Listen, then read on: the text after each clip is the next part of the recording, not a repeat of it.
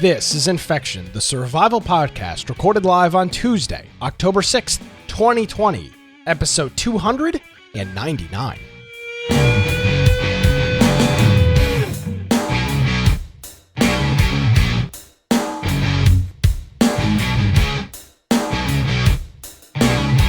Hello, ladies and gentlemen, boys and girls. Welcome to another episode of Infection, the survival podcast. Infection is your source for the latest information on survival video games. We bring you the latest news, reviews, updates, and more each and every week. My name is Nick Craig. You can follow me on Twitter at Nicholas M. Craig. Of course, you can visit our website. It's infectionpodcast.com. If you want to keep up with me and some of my IT ventures, you can check out dudeinit.com.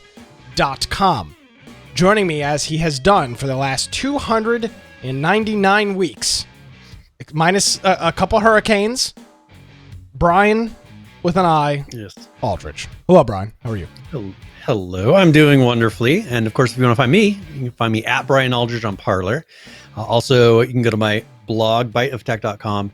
And also go to our website. As Nick said, if you go to infectionpodcast.com, on the right-hand side there, we've got a link to go to our Discord, which is the primary hangout spot for everybody related to the podcast.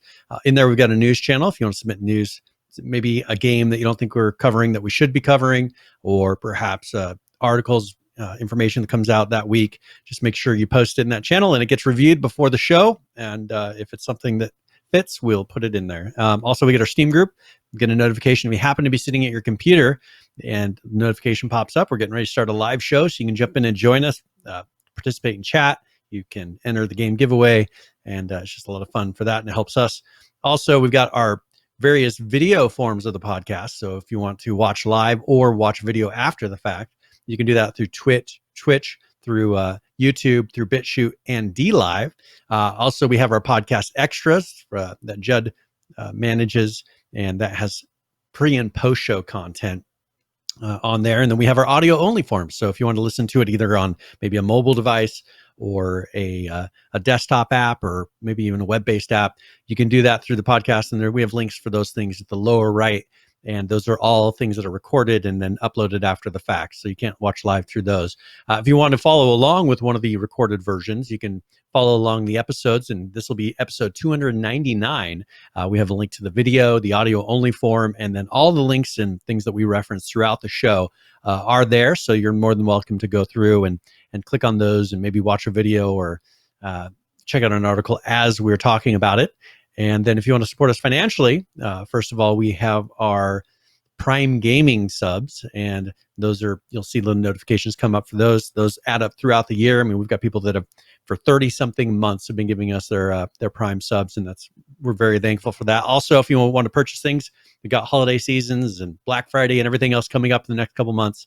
So if you want to do that, amazon.infectionpodcast.com, or if you're going to purchase anything through Humble Bundle, you can go to humble.infectionpodcast.com. So that is it. Yes, sir. Couple things. First of all, for the BitChute watchers, you probably noticed the last couple of episodes aren't on there. The last 2 or 3 shows, I've uploaded the show multiple times, and then I go to where it says publish, and then I get a 404 page. So I'm not sure what's going on with that. Some sort of an issue. Yeah, it's an in progress platform, so I'll try again for this week's episode. And if that works, I'll throw the last couple on there as well. But I uploaded, I think, the show 3 times to BitChute last week, and every time I finish the upload, I put in all the information, I click finish, and it would just spit out an error. We're being censored on BitChute, the open video platform. That's how controversial. We're that controversial. Yeah. Yeah, exactly. We're that controversial that we're being censored on BitChute. So if you're a BitChute watcher, apologies. We didn't forget about you. It's just I don't know. I can't upload the show for some reason. I'll try a different browser if that continues to happen. Other things going on here, Brian. We are in the midst, and I think we talked about this last year, of Sober October. Are you taking part in Sober October? You're eating healthy.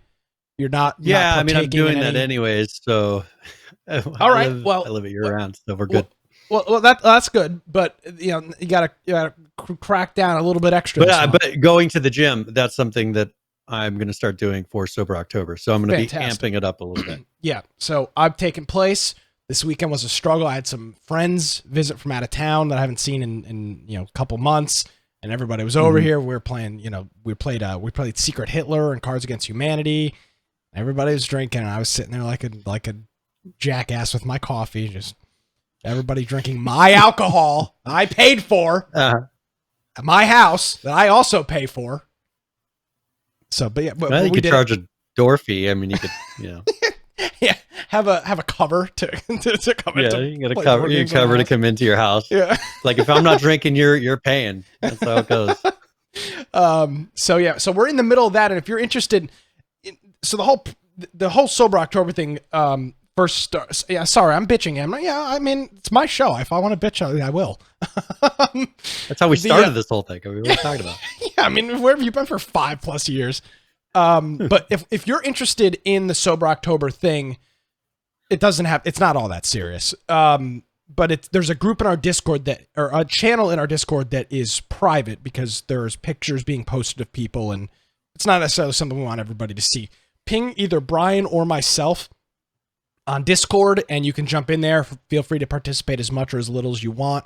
We're all using the MyFitnessPal app and keeping track of calories and whatnot. Of course, not drinking and trying to make healthier food decisions, which is sometimes easier than others. But so that's what we're doing. And then Halloween's our big hurrah, which is of course the 31st. Yes. So we're gonna hopefully not get.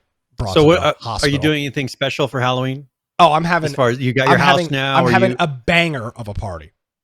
All right. Okay. I figured you're not in apartments. You don't have to worry about noise. You got your own place. I spent $195 on decorations yesterday, and I'm not even close to where I. Oh well, there you go. I got a fog machine. I got all of it. So yeah. My girlfriend and I we were discussing what we were going to be, and I think we're going to be.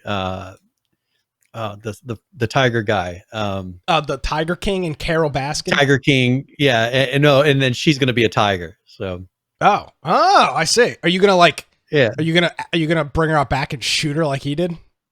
No, I'm not gonna treat him like he treated his. But that may land me up where he is. So we'll try to get a prison in Oklahoma somewhere.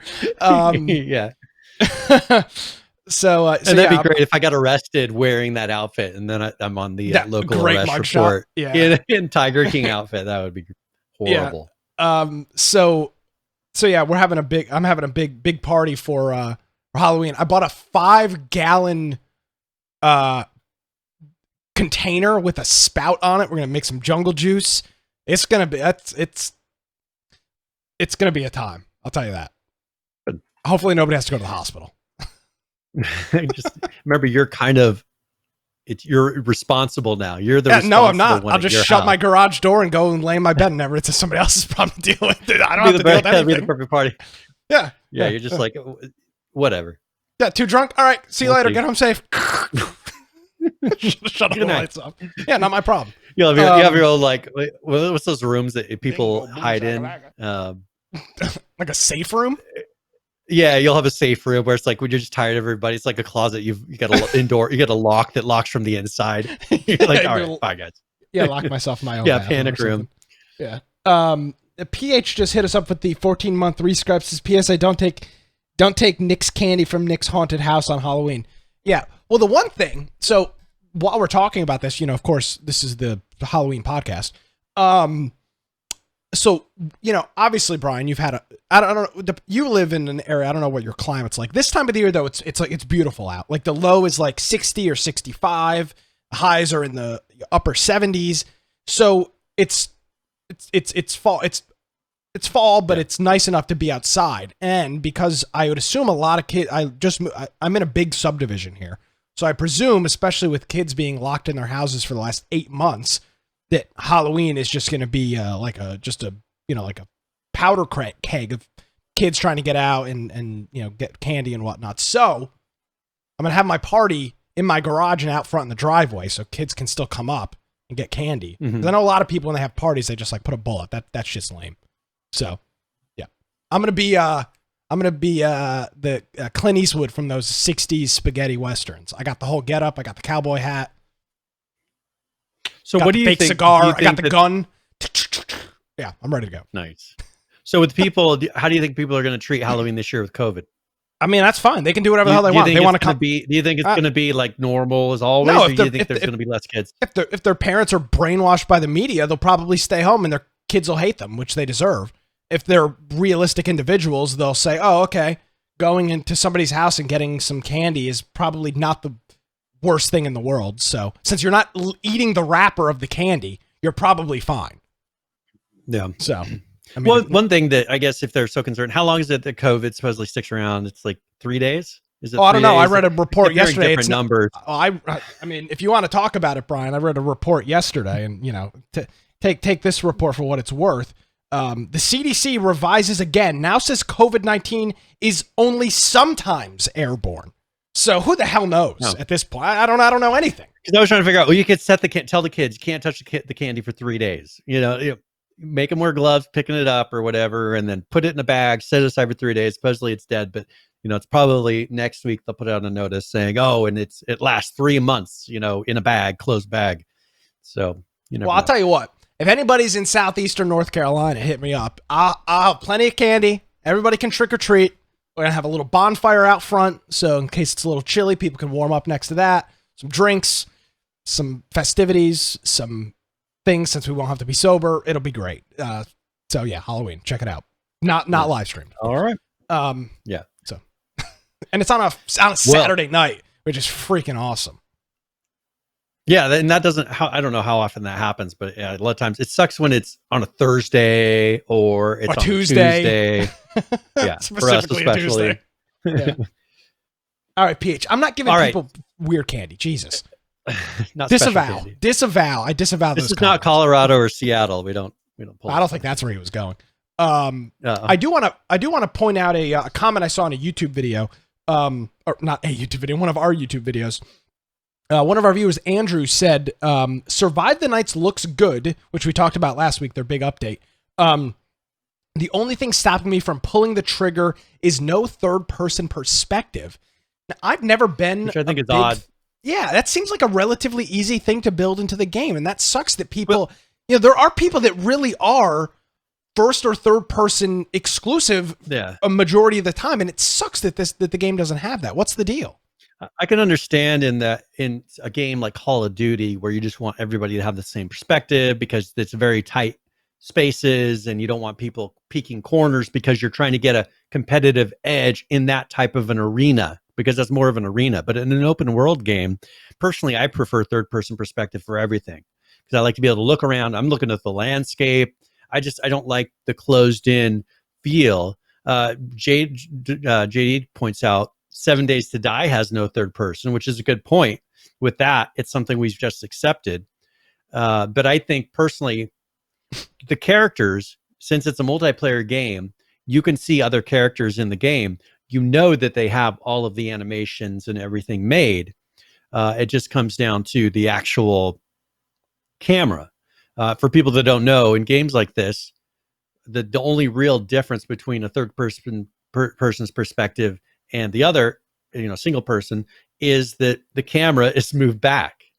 There's not a huge amount of other work going into it other than maybe the way the line of sight works with the gun, because when you're trying to aim, you're picking a perspective of, okay, well, where's the sight going to and how's the bullet trajectory go? Those are things that you look at, but not huge ordeals to overcome. So I don't know if there's a reason that they don't want third person. Maybe for them, they want to have a certain feel of kind of closed in and it just making it scarier, maybe in certain fights.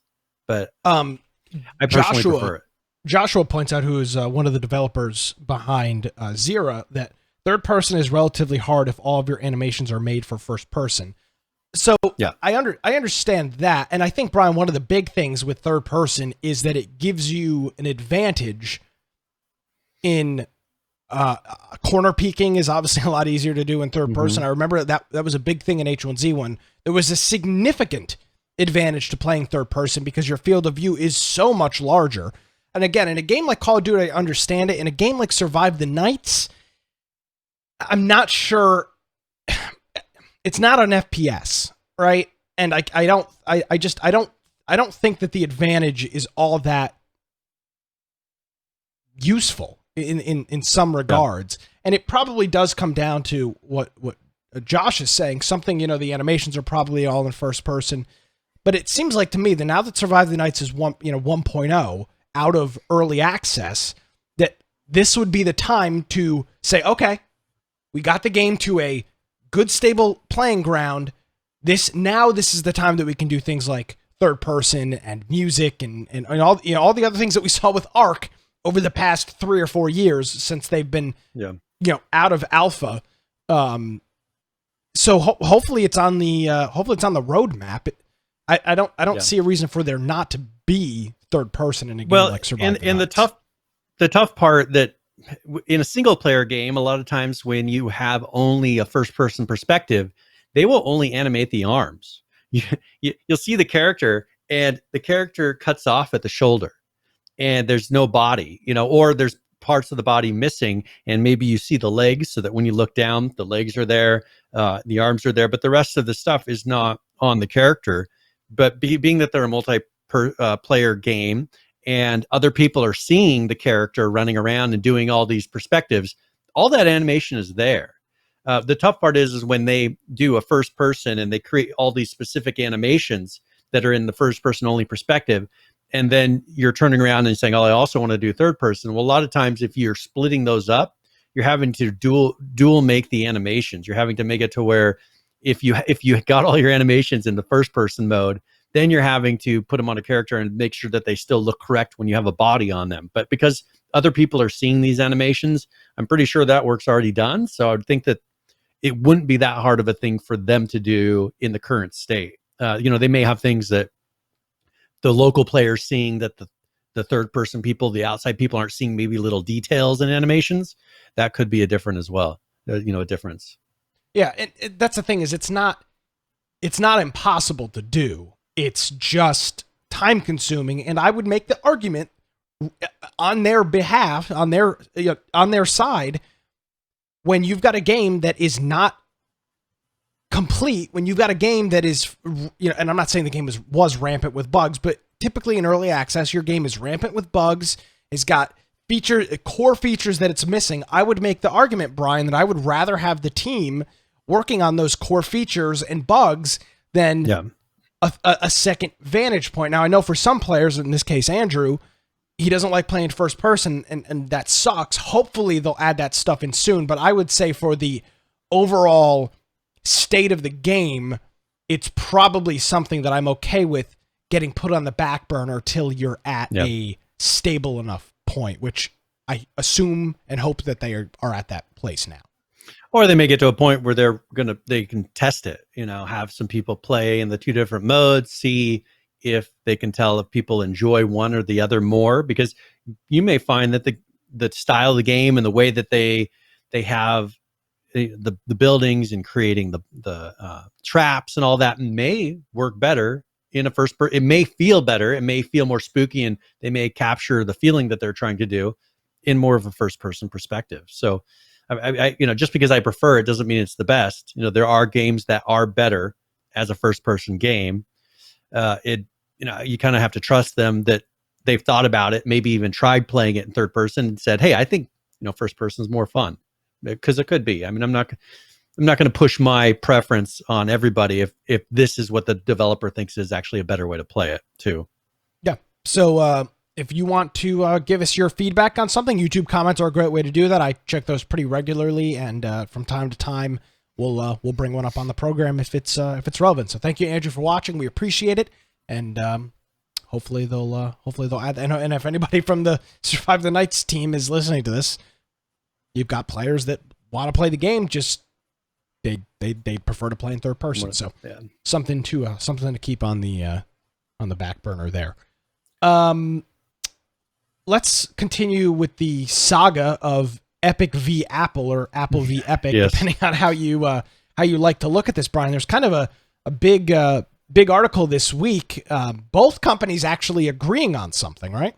Yeah. First, Apple and Epic both met and conferred, and they agreed that they would prefer that this be tried in court and not by a jury. Because we had mentioned last week that there was going to be a jury trial they have both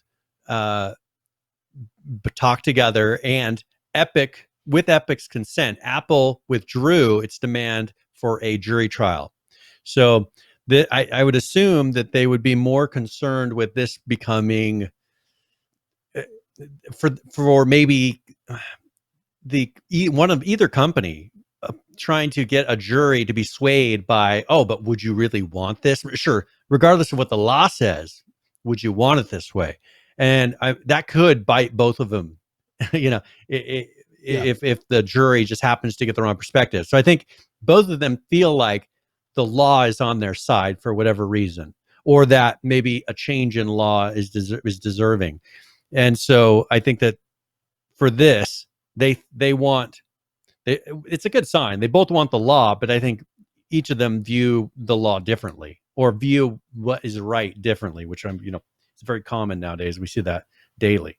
Yeah. So we will see where this actually goes, but the trial won't be until probably July of next year. So we're almost a year out. It's going to be, it's going to be a little while before this. And what's going to be weird is Fortnite, unless something changes, is going to be off of the iPhones, is not in their store until then, unless something changes. So that's definitely financially hurting both companies to a point. I mean, they both have a lot of money and it's not the end of the world, but they're both financially paying a decent amount in lost revenue on this. And, who knows how this will come out in the end to who's going to be hurt more. Yeah. So realistically, you'd be looking at least 12 months out before we have any sort of ruling in this case. It hasn't been scheduled yet. And at the earliest it would be scheduled to be the summer. So yeah. And they're saying it as early as July. So it could even be even later than that. Yeah, absolutely. So yeah, it will now be a trial by judge, which, I mean, both legal counsels seem to think that's their best shot at winning the case. I don't know. I'm just going to come out and say this. If in fact this is going to be so far out, you're talking about a year plus out, I would be surprised if Epic doesn't crack, because there is a lot of they money. Settle out of court. Well, they're not going to settle. Apple is not going to budge. I can guarantee you Apple will not budge. They've never budged for anybody in the past. This is not a new company. This is not a new practice. They've gotten 30 years of business under their belt of it's our play by our rules or get out. And I don't think that they're going to bend over for Epic. I do think if the lost revenue is that much, that Epic will bend at a certain point. Yeah. There will be enough revenue lost, so it'll say, okay, this is just retarded. Like we need to, we either need to go back to the drawing board with Apple, because it in this case, in all likelihood, Apple will probably win this case just based on what I think I understand about the law and the argument Apple's going to make. In all likelihood, if I were putting money on it, I'd put it on Apple. You're talking about a year of Epic being out of the store, and then at the end of it, if they lose, having to probably compensate Apple for legal fees and pay restitution on back money that they were owed, that wasn't that skirted under the radar or whatever it would be, and then they're still not in the store. So this is a pretty high risk gamble. I would think that maybe they're going to approach this in the long run in a little bit different angle, okay? Because contract-wise, I agree. Apple, that there is a contract that Epic agreed to. They broke that contract.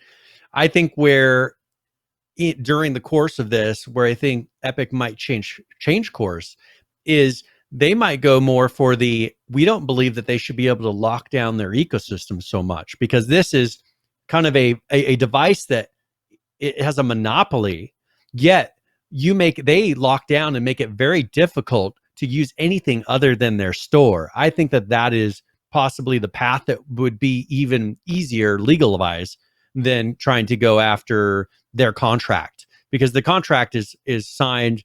That is going to be very difficult for them to get a judge to say, hey, you don't have to abide by that contract. But if they can say, well, sure, there's this contract, but we don't believe that contract should be enforceable because they hold a monopoly, and we believe that there should be a way to install software without breaking contracts on the phone with the user and all this other stuff without pretty much circumventing security and whatever they want to toss at them for this. That would be the one way that I think they'd have a better way of approaching and maybe getting a judge to say, well, you know what, you're right. The reason that you're forced to be in this contract is because they've locked down their phones so much. And that, I think that would be a possible path of them getting a judge to see it their way. But other than that, I agree with you. I don't see them getting a judge to sway at all on this to Epic's side. So now from this point onward, I'm not sure we'll have a whole lot of news. They both made their, kind of initial plea. Now they both agreed to move this to a trial by judge, and then I guess we'll have a court date set over the next couple months, and then I guess it'll be kind of a waiting game unless they are working on some sort of out of court agreement. So that is the latest saga in Epic v Apple. I want to see. I wonder what the name of the lawsuit's going to be. I wonder if it's going to be Epic Games v Apple Incorporated. That'll be a cool court case to see the name of. Epic versus Apple, something. Yeah. Hey, I wanted to, since we're talking about Epic a little bit, I just wanted to mention something that came up that most people won't know about, but it's kind of an indicator of some things with Unreal Engine 5. Mm-hmm. I'd mentioned a while ago, I thought that water was going to be in one of the next releases, and that's coming in this next release. But the tutorial videos that I've done on making games and things like that in Unreal Engine, that I did a lot of that stuff on a movement system called ALS, or Advanced Locomotion System. The person who made that stopped working on it a while ago, but they got hired on just this past week by Epic.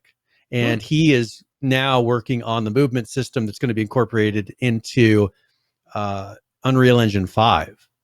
So just a hint, a lot of these things that movement was always something that's kind of a pain to do, and their built-in ones were very, very basic as far as their trial ones with very basic animations.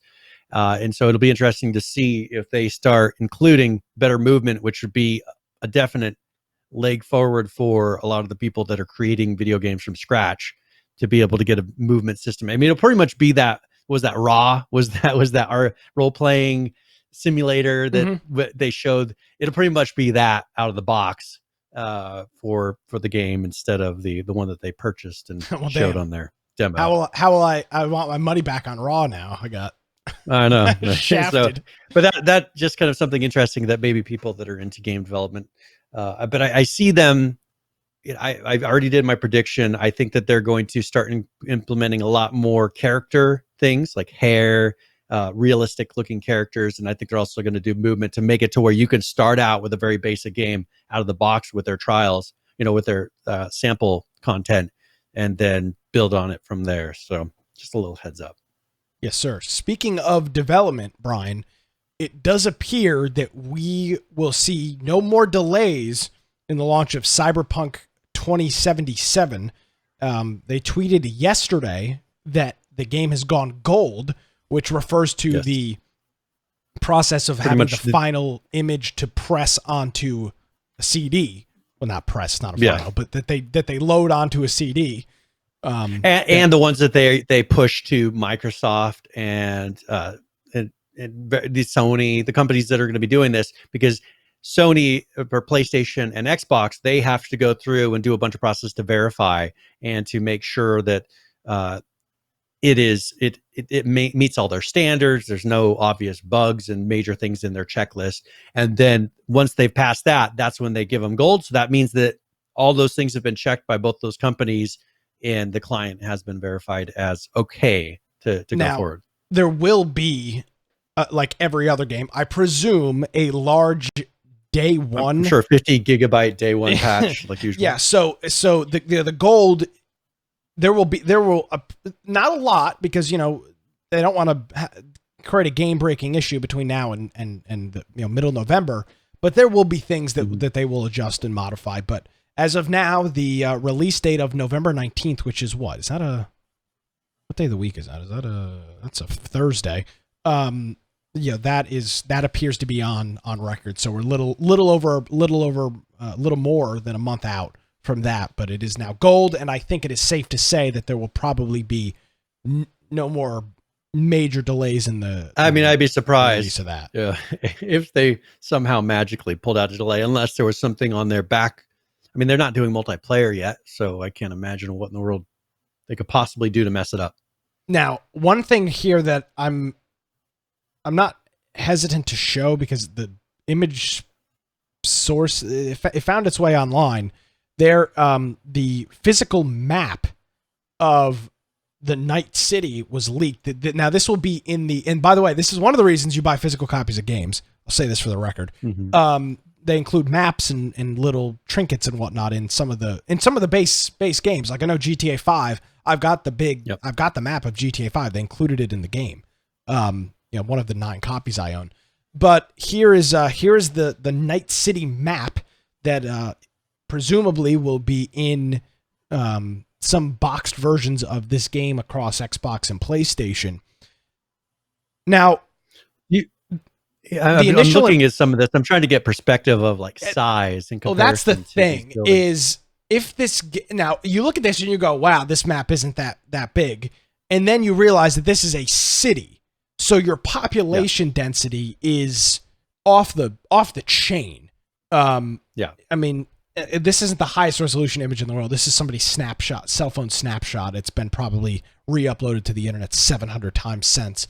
But just looking at all of these areas throughout the map, Brian, there is very high population density from the north end of the map all the way down to the south. And then it's sparse in the bottom and sparse out. There's like most other games, there's a large water feature. The Pacific Ocean takes place on the west side of the map. There's some sort of large aircraft thing or airport thing out in the middle of the ocean.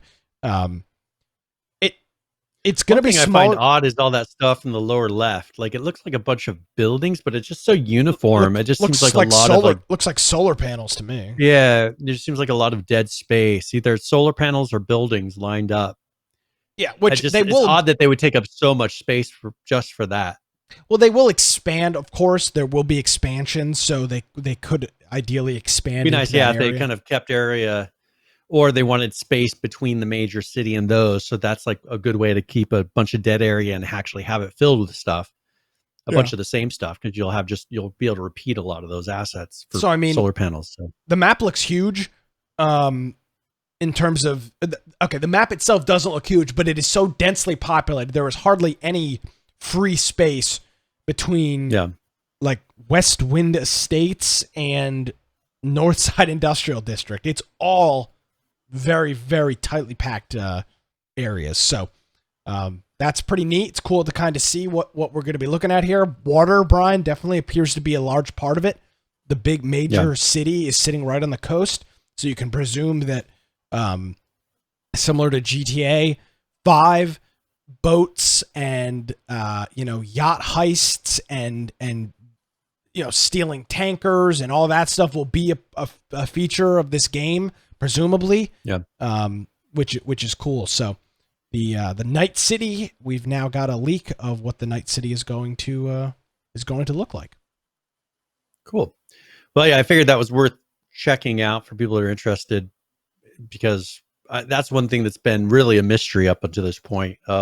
They've talked about Night City quite a bit, and they've shown little cutscenes that show you maybe a little area or inside the building. I think that's the big difference. The problem is when we look at a map like this, we are thinking of old games where you probably can't go inside of most of the buildings. So when you see a bunch of large buildings, you're thinking, oh, that's so much dead space. But you take a high rise, let's say even has like 30 or 40 floors that you can enter. That is a huge amount of space that they could do a lot with. Then if you just look at from the side view to get a perspective of height, like you're showing right now, these are big buildings. We're looking at them from far away and you're like, oh, that doesn't look like a very big area. But it is a very big area, and very highly populated area. So I think it's going to be, I'm looking forward to it. This will definitely be, this is like my new Red Dead Redemption 2 that I've kind of been waiting for. So hopefully it's as good as they're claiming it'll be. I know a lot of people are hyped for it. I am as well, but of course, trying to tamp expectations a little bit, as this game has kind of been made out to be the greatest thing since sliced bread. I'm not saying it won't be. I don't have any reason to necessarily think that is going to be the case. So that's where we stand. I did want to mention there is a game that was supposed to be the greatest game since sliced bread. Okay. And we've talked about it. We actually interviewed them at PAX a while ago, Chronicles of Elyria, which, if you remember, they shut down and they are being sued by by people that backed it and things like that. Well, they're insisting that they're still working on Chronicles of Elyria. So, you can't sue them because they're still working on it. And so this was some paperwork for the lawsuit. And there's actually a quote here. And I'll just read a little bit to kind of set up the story. So they reported back in August that there was pre-litigation paperwork being filed to sue Soulbound Studios, which is the studio that was making Chronicles of Elyria, in a class action lawsuit. And they had hired a lawyer. Now, here is a response from the lawyer. And it says, we have received 2 letters that responded to our pre-litigation letter. They were from the lawyers who represent Soulbound Studios and Zola. We are gauging their interest in resolving these matters pre-litigation, yet I'm quite confident we will need to file the complaint. So they're saying the letter pretty much defers to Soulbound Studios, simply calling itself a conduit for transactions between Soulbound. This is Zola, because they are the people that were going to publish it and were financially responsible because they were receiving the funds for it. They stated that the company is unable to respond fully to its pre-litigation letter without knowing contentions about Zola's role in the alleged breach of contract, negligent misrepresentation, fraud, and how the company violated business and professional code. So they said, while Soulbound's currently financial situation required the company to terminate substantially all of their employees, the founder of Soulbound has since the end of March continued to work on the game on an unpaid basis as his only work, and plans to continue working on it until Soulbound is able to deliver the game with the elements promised to backers. So he's fired all employees, yet the person we met and talked to at PAX says that he is continuing to work on it unpaid. Of course, he received a large amount of payments, yearly salary, all the way up until now. But he says he's going to deliver all the promises that were to backers, which, if you remember, included. I mean, when he was describing it to us at PAX, we just said, I don't know, this is the game that has every possible feature you can ever imagine. And we did see the sample that they put out shortly before shutting it down, which was not at all what was promised. Yes. Now, I'm not really a big fan of these guys jumping on Zola, the payment processor for. I think that's kind of lame. Well, they're not the publisher. Well, they're not the publisher. They're a gateway. It's like they're like Indiegogo, they're responsible for processing payment. Yeah. So now, which will be interesting. But does this guy have any money as an individual? I mean, he could dissolve the company and have no real responsibility in this. But Zola is not going to dissolve the company to escape this. So I think that's probably why they want to keep them included. Saul brings up the official Infection Podcast attorney at large says Zola has money, unlike the developer. So that might be a portion of it as well. Exactly. That's what I think, that their reasoning of keeping them in that lawsuit, because that may be their only opportunity to actually recover any funds. Yeah. So, it's funny though. I will say this. I'm not a fan of people getting scammed. I'm not. But I do think it's kind of funny that this class action lawsuit, Brian, we're getting updates from Discord messages. Like, this is the internet where we are getting. There is an article written on Massively OP that is based around a screenshot from a guy named Mr. Schroer or Shrory on Discord. Yep. This is the state of the internet.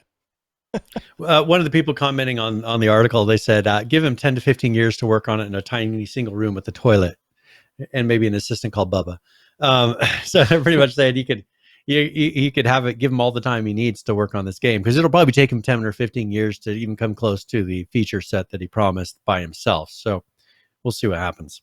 I do want to thank our friend Bobby J. Brian for hitting us up with 17 months of a tier 1 subscription here on Twitch. He's on a year streak. So thank you very much. Thank you very much, Bobby. It is greatly appreciated, and we look forward to putting all of your guys' money to good use, hopefully later next year for some sort of gaming event. Something.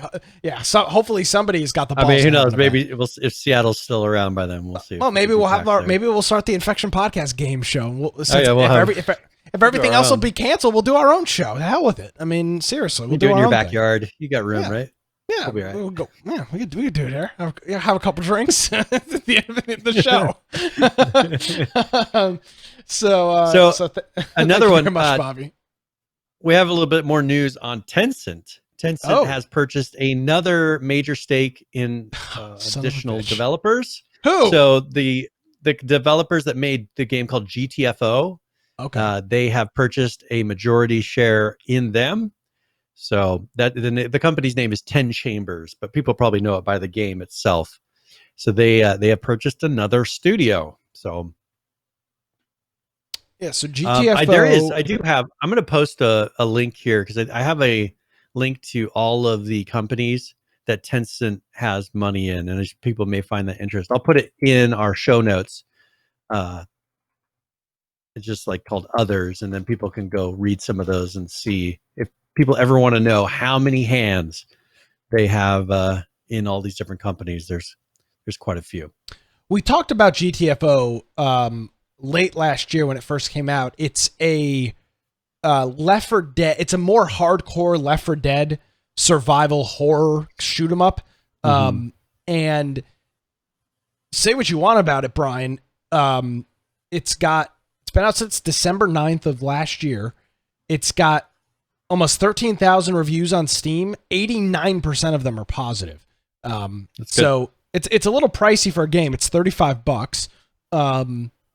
But the almost 13,000 people that have paid for it and decided to leave a Steam review sure as hell seem to think that it's worth it. So it seems to be a legit game. I can't imagine the buying price was absorbently high. From Epic's perspective, as they really only have one game that is out and published. So this Tencent and the Chinese government are on the prowl, still trying to get their hands on as many of these companies as possible.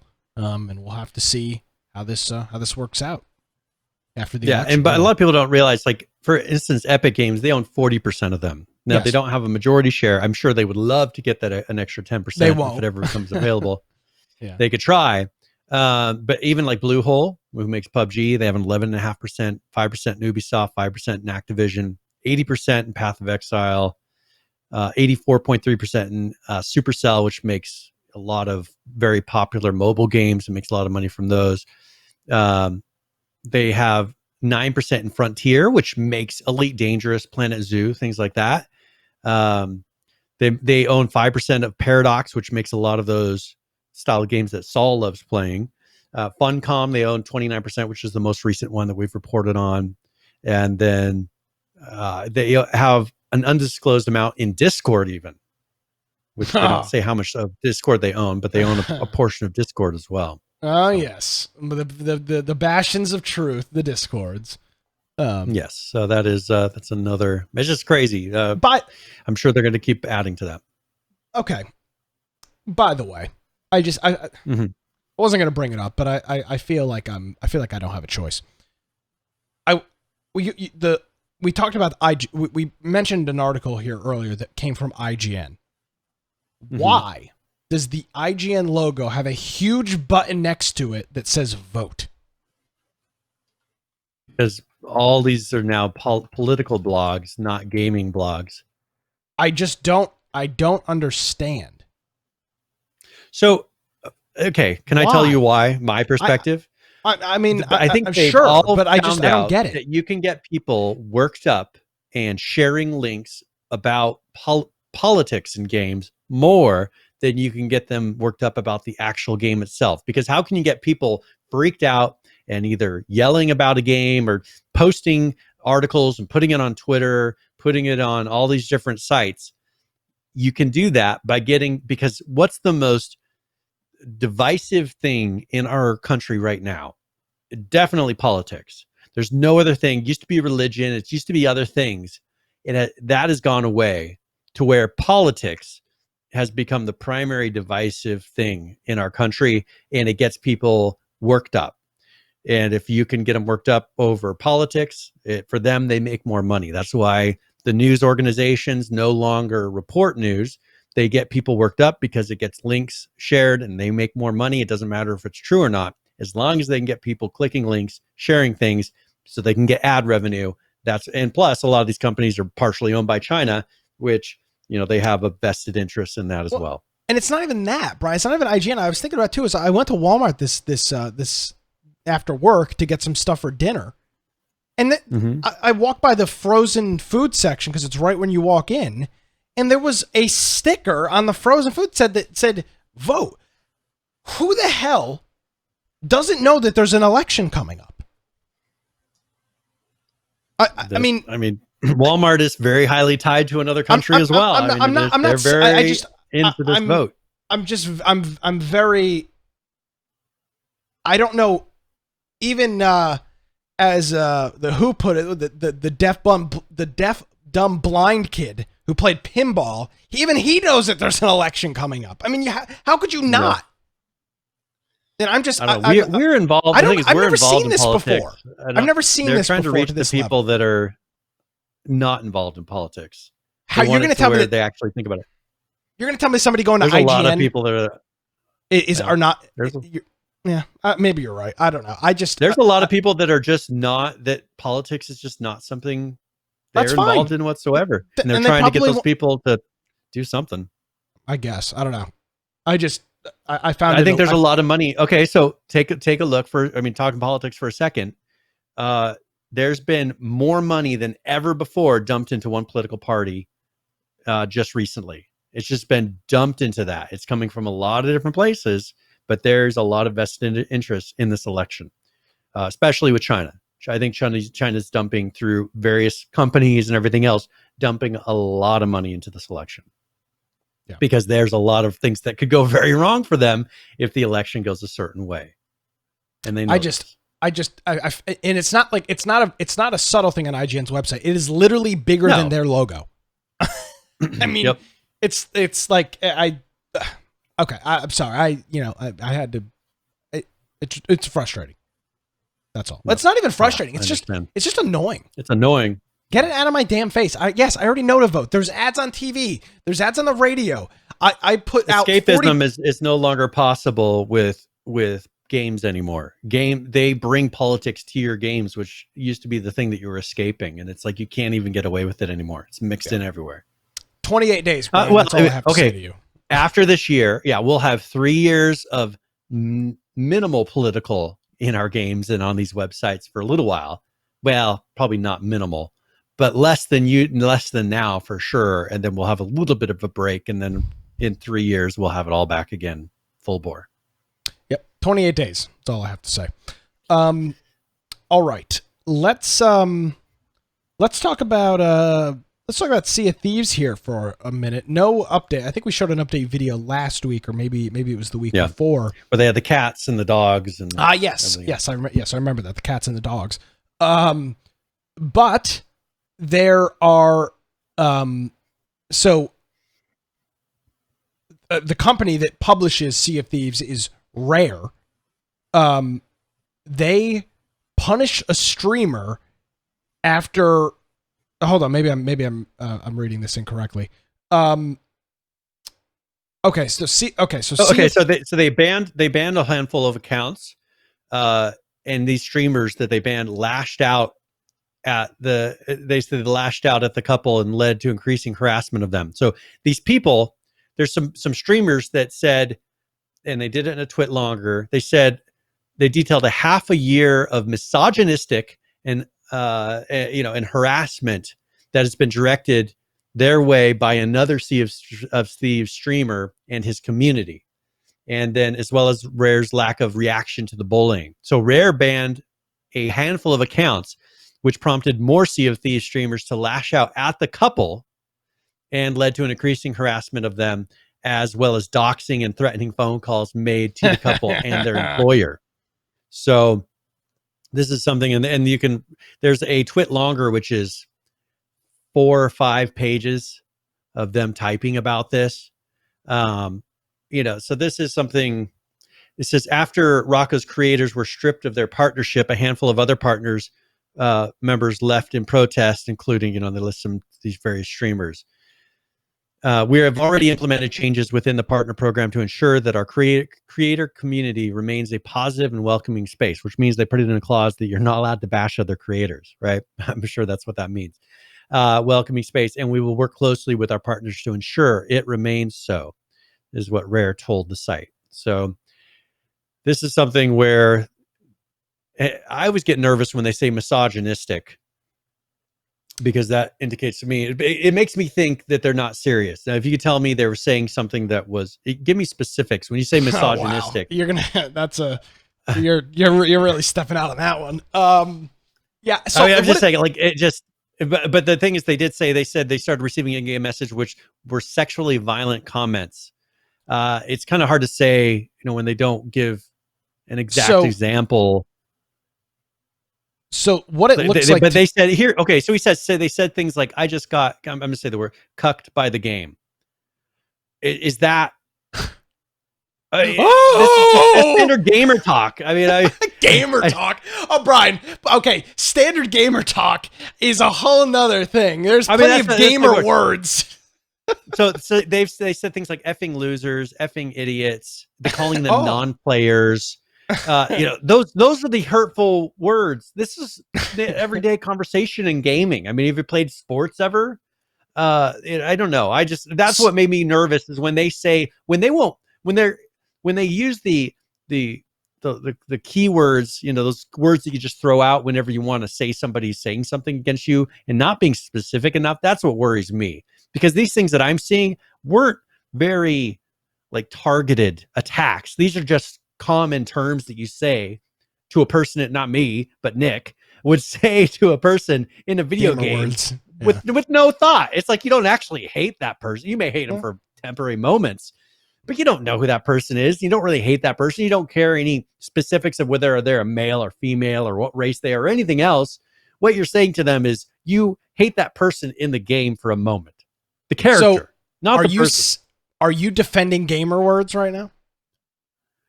I mean, I think that people should be able to bash each other in a video game and realize that that's where it ends. Now, the second that it comes outside, and if you're getting doxxed and all that, that's a whole nother legal argument. Okay, but hold on a second here. Hold on a second here, though. So, I'm not saying doxing is good, but let me try to understand. Yeah. Let me break this down to you, Brian, and see if I'm in line here. So there was a streamer was allegedly harassing another streamer on Sea of Thieves. Yes. The Rare, the publisher and developers of Sea of Thieves, banned player A who was harassing player B. And some other ones around them. Okay. Probably part of his community. Then other players started bashing and attacking player B because they're whiny little bitches. No, you're gonna get yourself banned by. You're never gonna be able to play Sea of Thieves again. Well, I know, but is that practically that? You just said pretty much one of the words that they are so hateful and misogynistic. I mean, that's the definition of misogynistic. We should use the term referring to a female. It is what it is. Wait, I didn't even know there was a female involved here. I don't know if there's female, but they said misogynistic, so it's got to be. Okay. I think they're a couple. I think it's a streaming couple. Oh, Jesus Christ. He only gets naked on stream every other time. It's Twitch friendly. I'll get us banned off here somehow. Someday. Yeah, well, who cares? Okay, so I think though that I think it's kind of ridiculous though that Rare is going to pick and choose streamers that they're going to ban for alleged in-game harassment. And and then they got doxxed because a bunch of other people were like, all right, you're going to sit here and start ratting people out because they're making fun of you in game. Yeah, you probably deserve to get doxxed if that's the case. I mean, that's ridiculous. Yeah. And again, I'm not pro doxing, but if you're going to go, and I guarantee you this couple B that was getting harassed, I guarantee you they were bitching and complaining to Rare and say, oh, we don't feel safe playing the game. And because none of these companies and none of these people have any backbones, Rare cucked to their demand, and actions have consequences, Brian. Yeah. If you're going to go and be a mole, essentially, you've watched enough mob movies, Brian. What happens to the mole? What happens to the mole? Exactly. Well, the problem is, and this is also a game where it's a competitive game where you're going against other people. It's like saying you're not allowed to say rude things inside of Call of Duty. Okay, well, that's part of the game. I'd be banned day one. I'd be banned while the game's getting installed. Yeah. Yeah. And so this is just something that it's odd. I mean, if they have a certain standard that they want to withhold, sure, especially with people that they view as maybe under, somehow they're linked to the company. They signed a contract or something, you can hold them to a certain standard, but the standard needs to be across everybody. If somebody calls me something negative because of my religion, my politics, my race, my everything, I get sick and tired of the Twitter equivalent of the protected groups where I'm not allowed to be a victim. I can't be a victim because I don't check certain boxes. If you're going to go through and say, all right, there are certain things you can and cannot say, it has to be for everyone fairly. You can't pick and choose who are your victims, who you're going to say, oh, you're allowed to be, you can have somebody say something negative about you and hateful against you, but you can't, but this person, you can't say it about this person because they're special and different. No. We are humans. We are people. If you want them to all be respectful to each other, that has to be across the board respectful, no matter what. Or if you're going to let them play the game, let them play the game and grow a backbone and quit saying, if you didn't bring it, if there's something that they're attacking them on a specific, well, they're bringing that into the stream and bringing it as part of their persona and whatever else on the stream. You got to decide, is that something, are they allowed to attack on that? Because they're bringing that into the game at that point, right? If they're bringing into the game, are they allowed to then attack that, right? Because it's a competitive game. If there's somebody, for instance, let's bring this up. If I'm playing hockey with somebody and there's somebody that has a harder time playing against me because they're old or they're young or they're tall or they're short, am I allowed to mention that? It's rude, right? But I'm allowed to say, hey, but if I'm saying, hey, you're old, okay, I could hear that, right? People can say, I'm 40, I'm playing hockey, I'm playing with a bunch of people that are 20. Gray beard. They say, oh, dude, you're old. Okay, am I supposed to get all worked up about that and pissed off? Or if they say, hey, you're short, or you're too tall to play hockey, is that, at what point, where's the line that you say, oh, you're no longer allowed to make any comments about a person, because that's rude. I mean, I don't want to hear. Either it needs to be everything. No, you're not allowed to make a comment about them personally, or let them say something and keep it to a certain point. Unless you're a straight white male, then that's the only group that you're allowed to make fun of. Everybody else is protected. That's true, though. I mean, I'm not making a joke. It is true. I'm being dead serious. Yeah, that's 100% truth, and that's what pisses me off. Is there's certain demographics that are allowed to be made fun of and hated on and bashed. I mean, you can go on YouTube and you can watch things where they talk about, those straight white males. Those are, they're the ones that are causing all certain problems. Well, if you turned that around and you replaced some of those keywords with other words, you'd be taken off the air. But you can say it whatever you want. It's frustrating. It's just frustrating that there's such a one-sided system on this. Yeah. Where if you want them to be respectful of each other, put a rule in. You have to be respectful to other streamers. Period. Well, how about this? You cannot bash them. How about this? If you live in this, utopia where everybody's nice. And how about you stop playing video games on Twitch, for Christ's sakes? I mean, seriously. Yeah, I mean, you're opening. If you're worried about people bashing you, don't go on Twitch. I mean, you're making yourself a target instantly. Yeah, it's just if you and I were really super concerned. I mean, it doesn't really happen anymore, but especially when we were really doing H1Z1, we get people would come in and troll in chat because they're people that were pissed off about whatever, maybe something we did to them in H1Z1. They come in here and troll. But if we were that like sensitive to it and that worried about it, we shouldn't be streaming, because you'll have people come in and say all kinds of things to you. And I don't expect those people to each be banned. I just got to either ignore it, or I'll ban them off of my chat. And, I'm not going to ask them to get banned off of Twitch because they're trolls. Yeah. I mean, trolls are everywhere. Trolls don't bother me as long as I'm allowed to continue my thing. They can say whatever they want. Yeah. And I mean, we've had to deal with PH trolling for the last 300 episodes, and now he's a mod on our channel. So we got 5 years practically of PH trolls. We found out you just bring him in and it's easier. Now he's a mod. Now he owns the channel. So I mean, it is what it is. And then there's Firebomb. Hey, Firebomb. Firebomb loves him. So yeah, that is LCO Thieves. Let's see, Brian. We're just over an hour into the program this evening. Do you have a game giveaway for the folks watching? Yes, I do. So what we'll do is it'll be ! giveaway in chat. This will be a 60-point raffle. You do have to be a follower. I've been making that happen.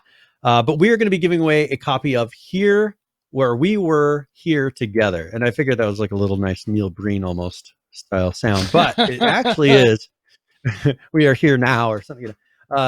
But this one is actually a decent rated game. First of all, very positive. It came out about a year ago, coming up on a year ago. It's a game that is a co-op adventure puzzle indie casual 3D game. We Were Here Together. Very positive ratings, both recent and overall. It's a $12.99 game right now. So if you want to enter for that ! giveaway, and then we'll give that away before the end of the show here. But it looks like it's a very interesting game. If somebody does win this and you like it, make sure you let us know. Fantastic. Awesome. Thank you very much for that to Brian. We talked about him a little bit earlier, so I think we'll give them some due diligence here. Survive the Nights. We've got a couple of patches for that game here. The first one here is Alpha 1.5.25. This is a hot fix. And a couple of the things that they fixed in here is that the crafting recipe for the club has been fixed. They resolved an issue which could cause servers to hang indefinitely. Server restart time should be significantly reduced. That means quicker restarts. Dropped items should be visible sooner. Fixed exploitable locked doors. Fixes for zombies respawning after being killed. Optimizations for enabling of world loot around the player. Hit particles now are working correctly again. The wooden log pickup weight glitch has been fixed. And then the nail bomb particle has been fixed. They're no longer bright at night. So I guess when that was going off, it would like shoot up like a Northern Lights style thing. And then we also have a devlog for Alpha 1.6. We talked about 1.5 that was out a couple weeks ago. There is a prison rework that is going on. And I've got a couple of screenshots here that I'm getting open. Now these are not textured, so this is why they look so awful. But this is the prison that they're working on.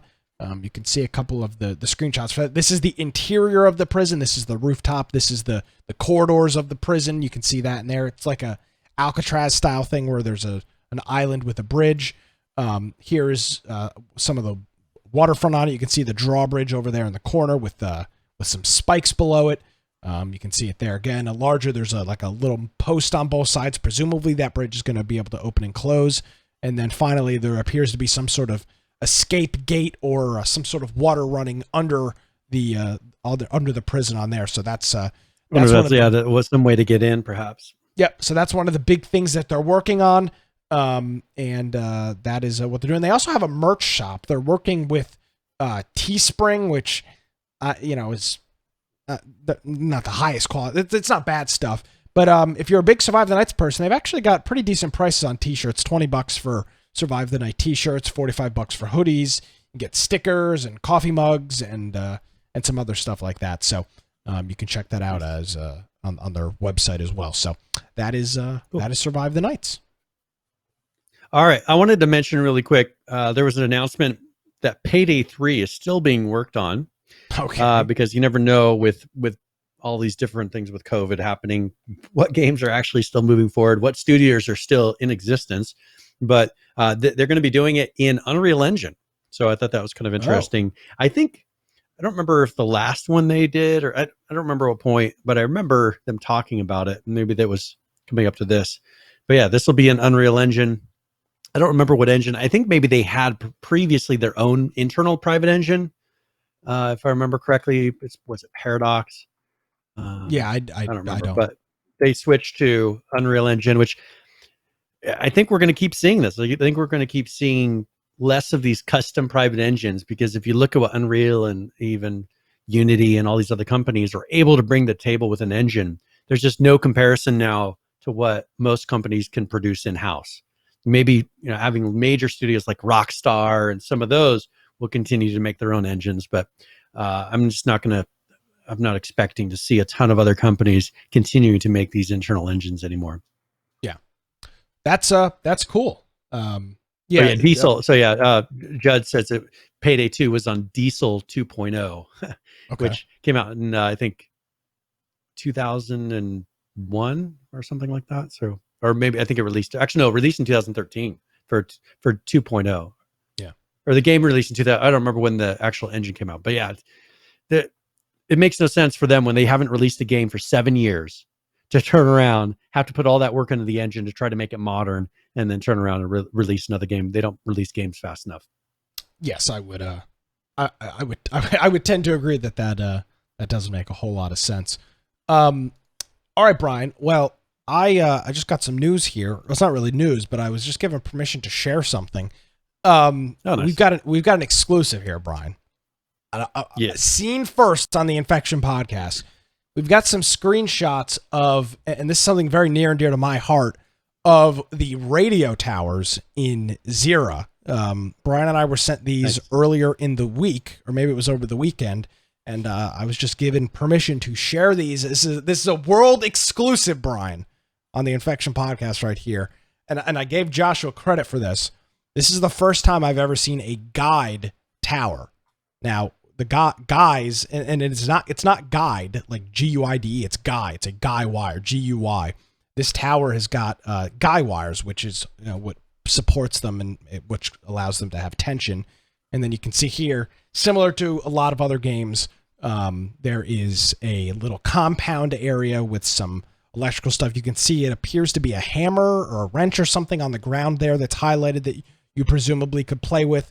But you can see the elevation here. You can see in the bottom left corner of the screen. This is a pretty high elevation where this thing is. So this is and I like to look cool. If you look in the background, you can see that snow. That looks pretty cool. Yes, it does.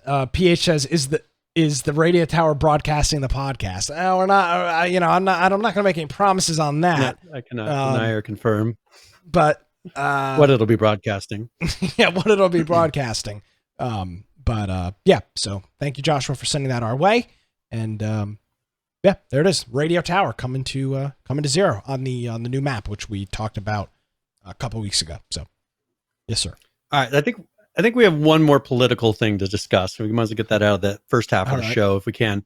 So Nexus Mods, who they manage mods for a lot of different games, like Fallout. It's pretty much a program that you can go through and for various games install mods in that, and you can do that outside of like Steam and it's a mod and things manager. like that. Which, yeah, it's a mod manager, but this is a way that you can actually do it and not have to install them through like Steam Marketplace for a couple different games. Now they have put a ban on all provocative and troll mods based on the current political situation in the U.S.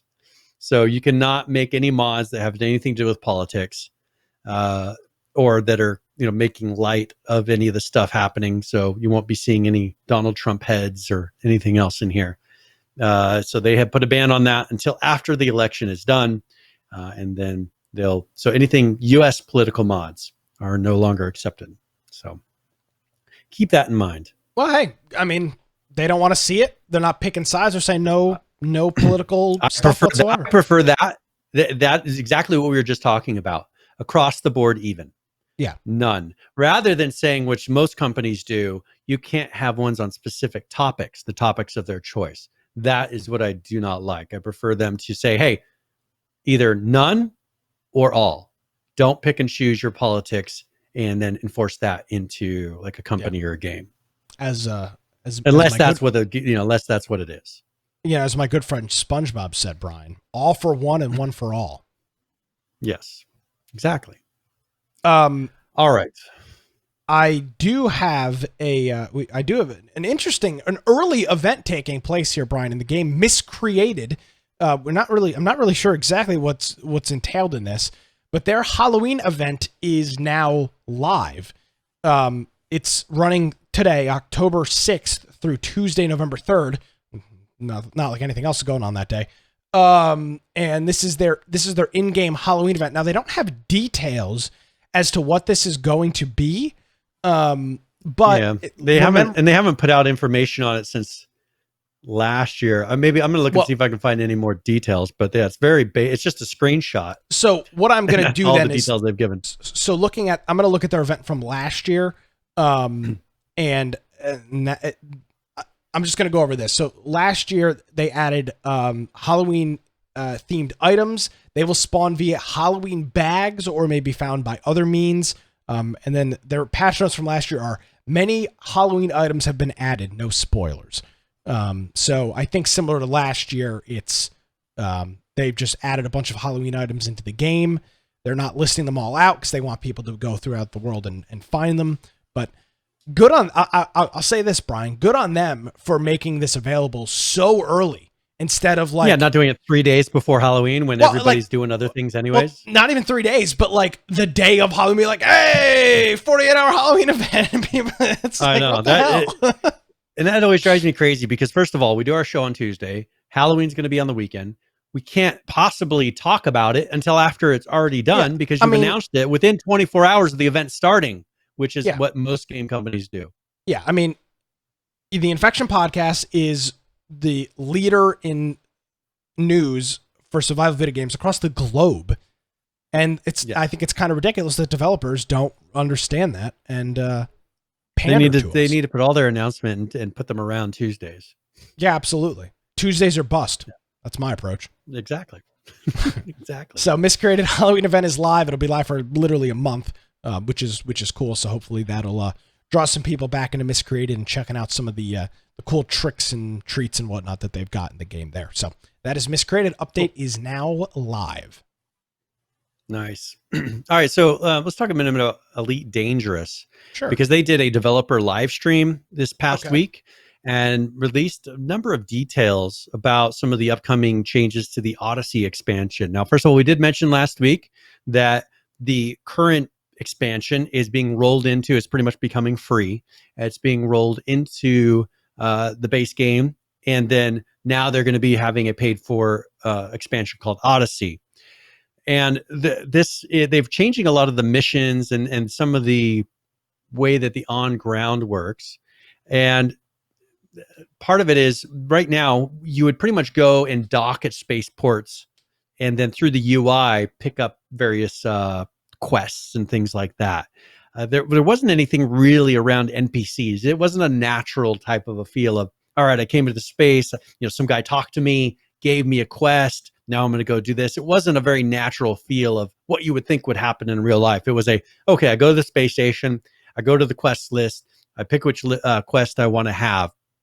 Now they're going to be going more towards, mission boards, mission givers, quests, things that you pick up through exploration, and not just things, they're going to have things at the spaceports and stations, but they're going to have settlements, small towns spread out, on random planets that you can go and pick some of these things up at.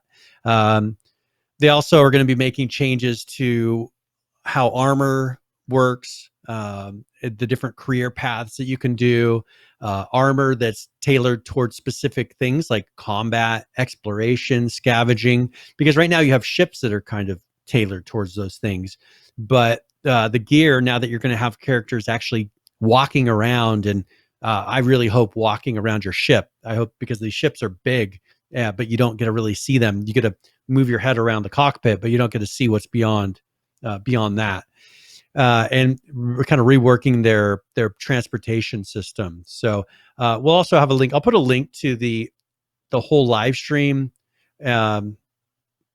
And they have some other little clips that are in these articles as well, if you're interested in those, kind of showing off some of the things that are going to come. So, but this is, I think it was an hour and a half of a live stream talking about all these things, and we'll have a link to that. So if you're interested in seeing it. Yes, sir. All right. Let's talk about Apex here. Pretty big thing here from the folks over at Apex.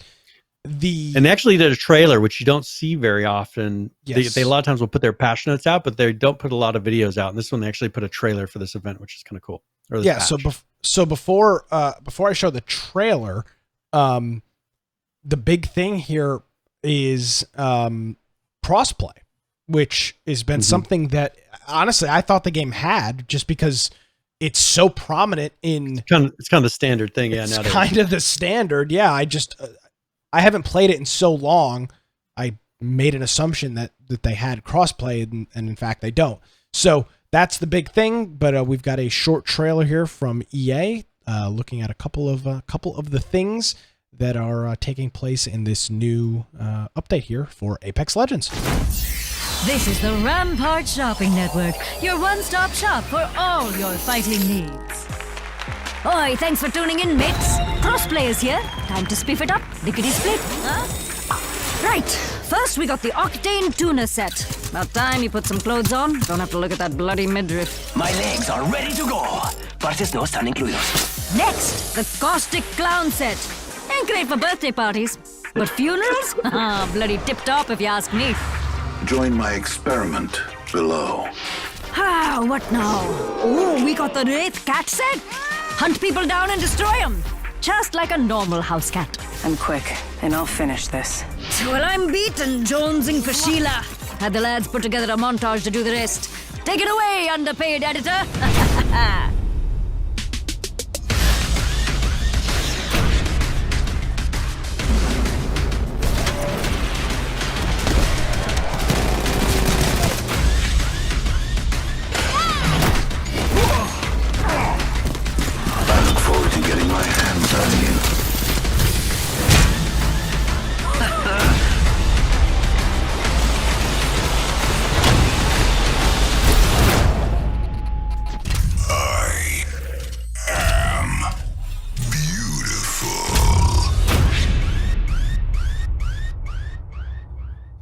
All right.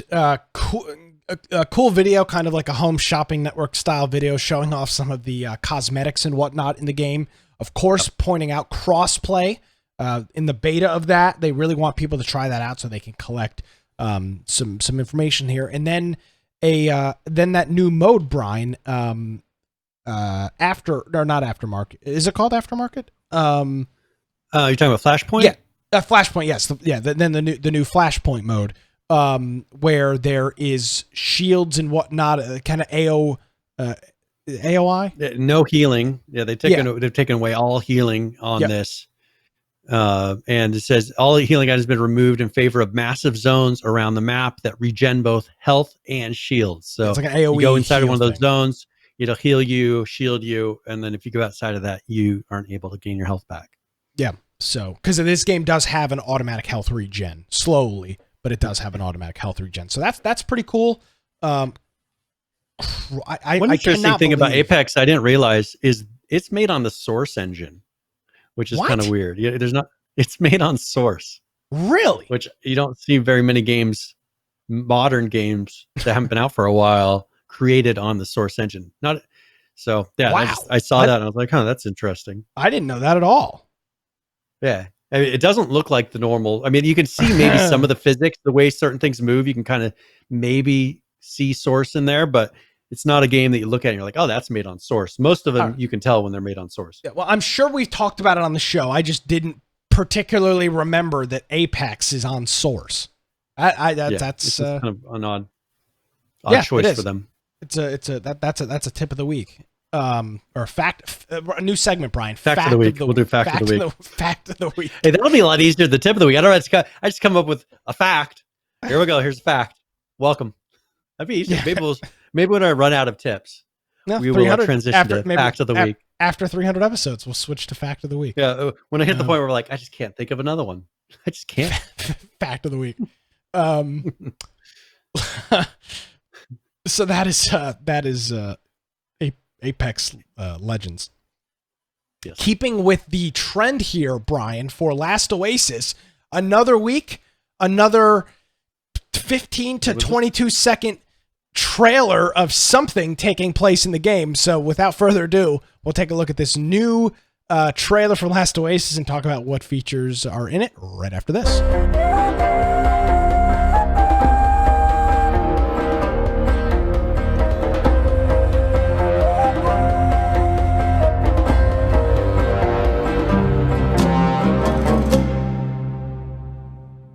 Probably the shortest video ever for a new map.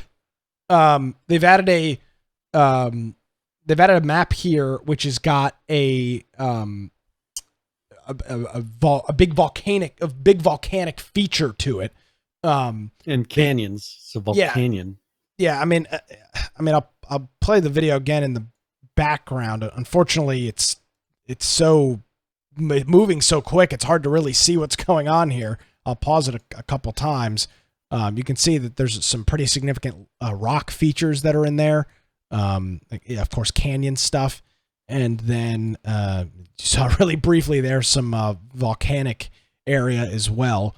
And that's just in the game. One thing that's very easy and nice for them to be able to make these things is because the map is kind of modular, they can add and remove. If they find a map that just doesn't work well, they can easily add and remove things because it's kind of a honeycomb system of maps.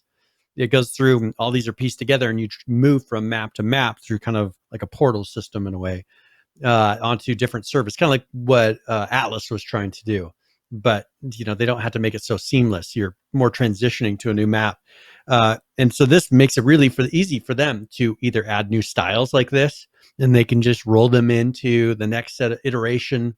Or, put it in, if there's an area that's not available yet, they can put it into that slot instead. So I think that works out really well for them to be able to go and make things like this and not have to wipe all the existing maps that are on there. They can just transition them as they're available. So it's pretty nice.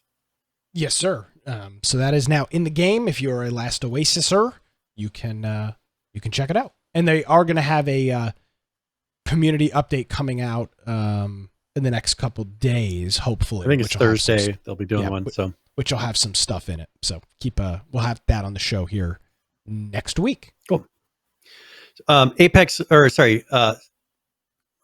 of Elysium has put out an update, and they put this out on the 30th. And this is their S10, so season 10 heroic challenges have been unlocked, and so the heroic challenges are back. And in this, you can complete those challenges for exclusive rewards. You can get portraits, accessories, character styles. And so that'll be in the game. And then also, they constantly are working on these DirectX 12 clients. If you have a GTX 1060 card now, automatically DirectX 12 is enabled for you. And then they fixed 2 bugs. They fixed an issue where certain buildings and objects are rendered incorrectly at far distances, and fixed an issue where an area missed collision data. So it probably means that you were falling through the floor or walking through a wall or something like that at that point. So that is yes. You remember on H1Z1 there was that like block that was in the middle of a road. There's like an invisible block. I remember the block. I remember the arrows. No, yeah, well, you could shoot arrows and they would stick. But there was a point where they had a block that was just in the middle of the road that if you were driving, you would run into it. and you can have your car I explode do. because Yes. little things like that, where there's just like some object with no asset attached to it. It's just a collision block. And they did the opposite. They didn't do the collision. You just pretty much go through everything. So, yeah. I do have to correct the record here, Brian. I'm being informed that the radio tower will be put into the current map as part of season 3, and it will also be on the new map as well. So, we've never given incorrect information on this program before, and we're sure as hell not going to start one day before our 300th episode of giving incorrect information and completely wrong information on this program. So, correcting the record there for XERA, as we are the truth detectors. Nice. Exactly. We put that on our resumes. Next we got here. I wasted 5 years of my days. life giving half-assed information to people on the internet. Hire me. Hey, a lot of people get paid to do that. So here we go. So 7 Days to Die has put out another alpha update. So the 19.2 B3 is coming. And on here, first of all, they enable the Steel Series Game Sense feature. So if you have a Steel Series mouse or keyboard, you in-game, you'll get your hardware LED lights properly doing things for that. Awesome. They're also supporting various features like time progression with your F keys and ammo with the 1 and 0, a bunch of buttons specific to those. Also, they've added in some console commands, which I'm not going to go over because it doesn't matter. Trees are now set to consistent LOD transition values by code. And for people that don't realize, LOD is whether or not when you're far away, it's a low quality version. And when you're up close, it's a high quality version. So you're not using extra resources to do that. They renamed some console commands. They optimized some path grid blocks and various things. There's not really mostly fixes in here. And then also they had some information about in this patch, they're looking for people that own the AMD 5700 GPUs to give some feedback because they're having some issues with white flickering dots on the train by people that are using that specific card. So if you have an AMD 5700 GPU, you might want to get a hold of the developers for 7 Days to Die, and maybe you can help them fix a bug with that. So yeah, that's a very, very specific call out, but I guess, hey, if the bug exists on a specific card, that is kind of weird that they would run into that. Are they paying people for their information? That would be the pro. Like, you want to find everybody that's got a 5700, just hey, $20. If they're paying people, they could just buy the video card. I think they're trying to get it out of this the cheapest way possible, since they're not just buying a 5700 video card and testing it themselves. I don't feel like they're going to buy it, pay somebody for it. Okay, just a guess, maybe. All right. We're trying to spruce it up a little bit. Hey, we'll just tell people, and people can contact them if for payment. Let's. I want to talk about Call of Duty here for a second. Of course, we've got a new Call of Duty out here next month, which I'm very excited about. Call of Duty Black Ops Cold War, which I can't wait for. Mm-hmm. But they did do a mass ban on the current Call of Duty on the Warzone variety of it. Brian, they banned 20,000 players with the start of the 6th season, which was I think Tuesday or Wednesday of last week.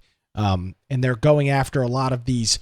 Now, one thing that you wouldn't know unless you've purchased cheats before, which I'm saying I have not, but I've read enough about them. Most cheats, Brian, are subscription services. So you don't just buy nowadays mycheat.exe. You pay 10 or 15 or $20, I don't know how much they are, $100 into a service, and you get a cheat that is constantly being modified and updated to get around things. And according to this article, they found and used they banned and then were able to patch a big exploit that was being used the cheat was called engine owning, which was a service that people were using to, of course, own the engine. And apparently they banned almost 20,000 people that were using that. So, and this is not the first time they've done a large ban wave. They've probably banned over 100,000 players. because it's been out a year at this point. Yeah. So interesting. Crazy that they're still finding such large honeypots of cheaters. That's a crap ton of cheaters. That is more 20,000. That's a lot. Yeah. Some games don't have 20,000 monthly players. That's one thing I've always wondered, how, like, if we ever get to a point where they're actually able to prevent cheaters, if we get to a point where that's actually possible, which I think it is possible for most cheats, to eventually get to a point where you can't cheat anymore. How different will these type of games feel? Like, what is the percentage? We saw it in H1Z1 where we just saw a massive influx of cheaters, and you could usually tell. You got pretty good at it. You're like, okay, that guy is seeing things he shouldn't. He's moving in ways he shouldn't. How many people on Call of Duty games, because it's very difficult to detect cheating in that because it's such a quick, fast-paced game, unless you're able to see them looking, kind of tracking someone through a wall or something, you don't know. And they can usually get away with it pretty well. It just makes you wonder, how many cheaters in your average game are there? Is there one in every game on average? Is there more than one in every game? I mean, I don't know that we could really know. I have a feeling that there probably is. There's probably a cheater in at least every game. I mean, I'm in what all would of it be them, like? so I'm so good.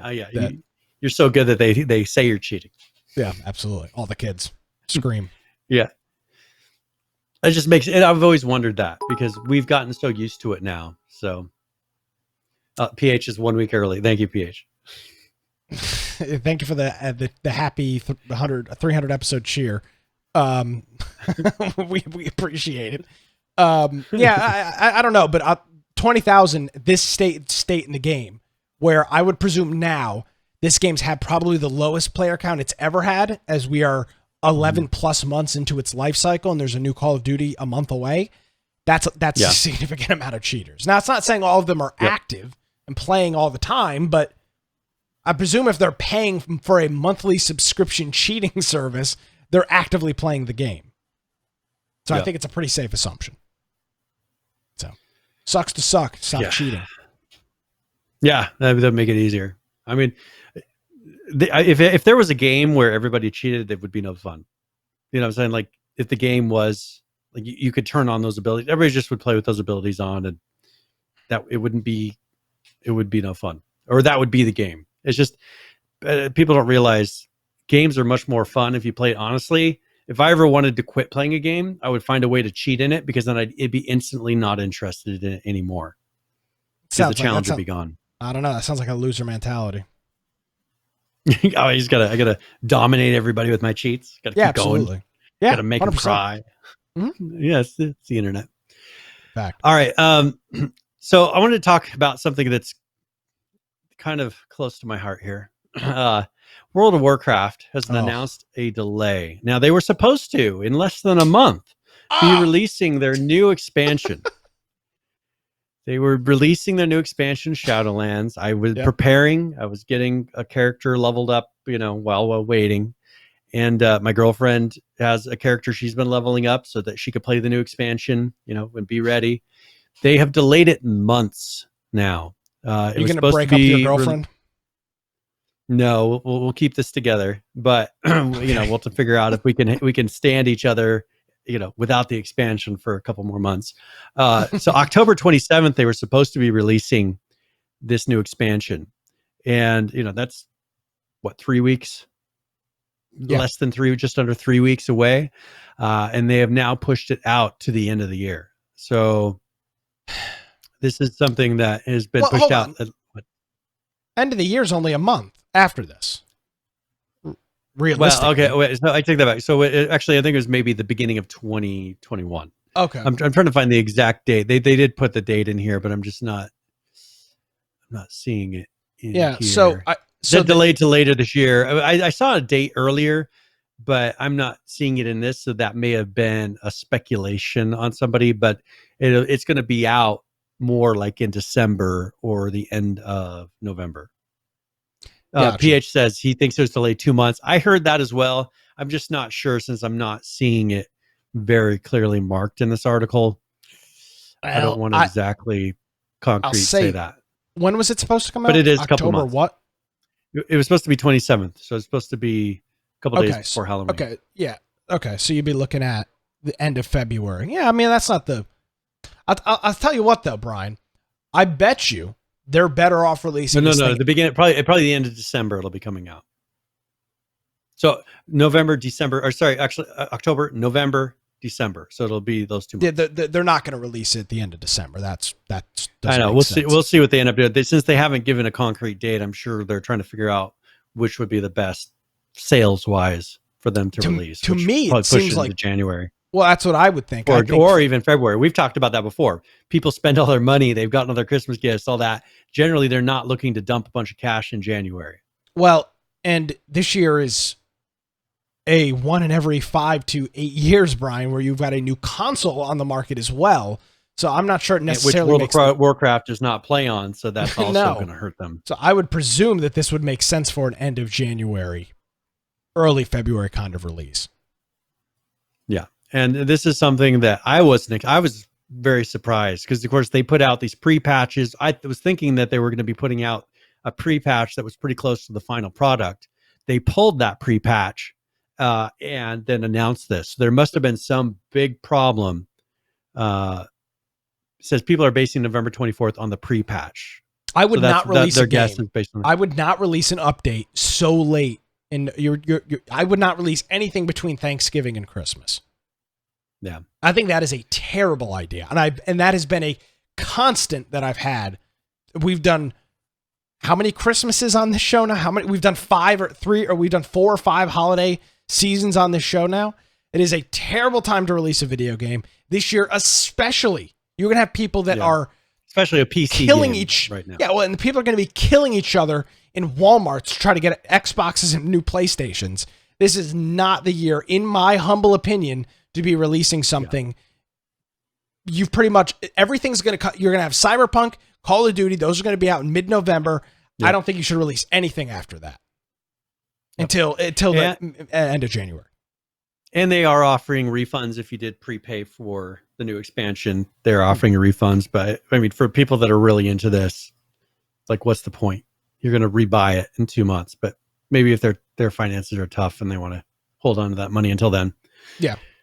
So another thing that they put out is, so World of Warcraft is addressing LGBTQ storytelling in the coming expansion. They're addressing LGBTQ storytelling? What does that mean? Well, okay. So currently they said that they're wanting in this new one, they want Blizzard to be more LGBTQ inclusive with its storytelling. So they want the characters in World of Warcraft to have gay characters and transsexual characters, whatever, the whole LGBTQ plus, they want that to be included in the World of Warcraft now. So now, I've never played World of Warcraft, but don't you play as like demons and angels and shit like that? No, you play as like elves, dwarves, gnomes, humans. You have orcs and things on the other side for Horde. You have the undead. None of it's really. So they want to have it to where you can go in, for instance, into the barber, and then be able to make your character look like a transgender character.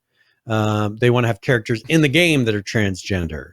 But how would you know? I mean, how would you know if a character was or wasn't? You need to be masculine, or you need to be like a female that has a beard. The dwarves can already do that, so I don't know what the big deal is, because the women can have beards as dwarves. But they want it to where you can have a male character. This will get us banned off Twitch. Be a male character that looks female, or a female character that looks male.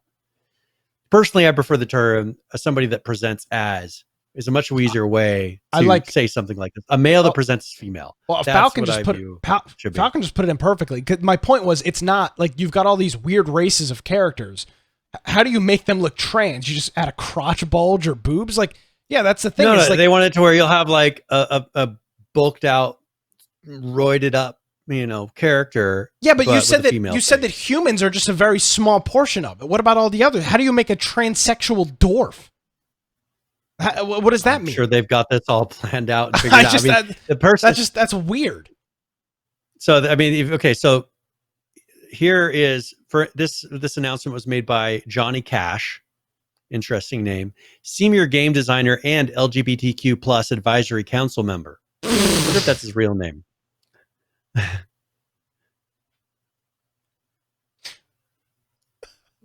So that's a serious thing at Activision. Yeah, the they actually have LGBTQ plus advisory council. Advisory council. Yeah, so they have that in the company. Oh my god. It's all. I mean, it's do all we have a straight white male advisory council? I mean, I could join that. Holy moly! They allow me in there? No, that's not my council. Okay. So that's something that they have. They're pushing forward. So you'll see that in the new expansion, and we're going to have more of that pushed for you. So. Yeah, just for gaming. How does one get on the council? How do you get on the council, Brian? Well, I mean, can they tell me what I am? They can't. I mean, are they allowed to ask me? Do I have to claim to be anything to be on it? I mean, it should be just anyone who wants to join a council should be able to join it. Yeah, I mean, Just for Gaming makes a really good point. I'll nominate you, Just for Gaming. Thank you. I know you well. So here's somebody. So here's a reader who says, who self-proclaimed queer guy. And he says, I prefer more subtle. This person just happens to exist and happens to be LGBTQI. He doesn't say plus. AP plus. Type of storytelling rather, rather than other types. That's the thing is, I don't like it when they put the whole story based around that. But I don't mind having a character in a game that happens to be that when that's not the focus. Just like whether a character's straight in a game isn't the focus, right? They're not going, oh, this character. Do you go to a game and say, oh, hey, by the way, this character's straight? Do you ever hear that? No, that's your privilege. Speaking. But I'm saying you can have it where they just talk as if it's a matter of fact. But you can't see it. That's our whole argument. This is my boyfriend, right? That would be. You're incapable of seeing it. But even if it says, hey, my boyfriend says, or my husband says, in passing, rather than making a big deal of, oh, we need to make sure this person over here is straight, this one's not, why do you need to point it out? Rather than just having it be like it's a no, because this is an alternate world, right? It should be. Oh, you don't say. Not a big deal. But I'm saying it shouldn't be a big deal there. You should act like it's a totally accepted and people aren't judging people based on those things. Wouldn't you have the characters then portray it in that manner to where it's not a big deal? It's just a matter of fact. Wouldn't that be the better way to do it? The better way to do it would be not have any sort of politics and everything. This is saying as far as acceptance, just have it be a matter of fact. You shouldn't have to be all, hey, let's put a whole council together to make sure this is pushed in here. I've never played WoW, but reading this comment on here, this guy mentions that sexuality and sex have never been a part of the game, so it just doesn't seem relevant. And why is it? Yeah. Yeah. Well, in other games where it's not a dating sim, it's not a dating simulator or something like that where that's a large portion of the game. I'm confused as to how there's any relevance to the story or the gameplay. Because they got to push politics into it somehow. I mean, there's so many outside things pushing this sort of stuff into games, and you've seen what these large companies, this is a big deal to them. This is something they push. All the gaming blogs, this is what they push. Yeah, I've seen the people getting married where it's an alternate reality. I have seen that YouTube video of the marriage in WoW, and then some guys come in and just where everybody comes in and just. I love that. Yeah, that's the so old Nick, school. you need to watch the South Park episode that's about the WoW. Yeah, I've seen that one. You've seen that one? That was really good. Yes, that is. But since you've never played it, you probably don't appreciate half the things that they tease in there. I do. That's where they all get really fat. Oh yeah. Yeah, like, bedpan. Yes, yeah, I've seen that episode. Anyway, so that's a little bit of WoW news. So I'm sure that's going to help enhance our storytelling so much. Get woke, go broke. Well, we'll see. It's half. I mean, how much of it does China own? 5%. We'll see. Yeah. let's talk about Rust here real quick, because I have a couple of videos I want to get through. The first one here, Brian, is and I think you mentioned space with Rust, yes. And I'm pretty sure I mocked you. You did mock me, yes. And now we're going to show you a spacesuit that is in Rust. Oh, and a rocket. I said we're the bastion of truth. Yes.